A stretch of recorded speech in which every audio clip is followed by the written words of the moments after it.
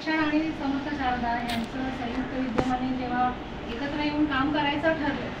त्यावेळेला जनशिक्षणची कार्यपद्धती आणि रानडे सरांची कार्यपद्धती ही इतकी अलाइंड असल्यामुळे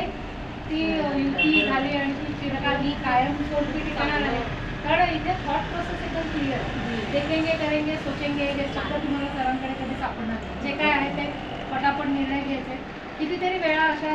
येऊन गेल्या की त्याच्यामध्ये थोडंसं मॉडिफिकेशन करायचं आहे, काही विषय थोडे नवीन वाढवायचे किंवा थोडे कमी करायचे किंवा काही त्याच्यामध्ये चेंज जर असेल तर आपला हेतू इतका शुद्ध आणि स्वच्छ असल्यामुळे किती वेळा सरांनी खूप पाठिंबा दिला किंवा काही वेळेला फोन कॉल्सवरती अप्रुव्हल्स आपल्याला मिळाले की सर म्हणाले की तुम्हाला खात्री आहे ना याची, तर तुम्ही हो आहे. हा विश्वास जो जनशिक्षणाने आपल्या संस्थेवरती दाखवला आहे त्याबद्दल कायमच त्या ऋणामध्ये राहायला आवडेल.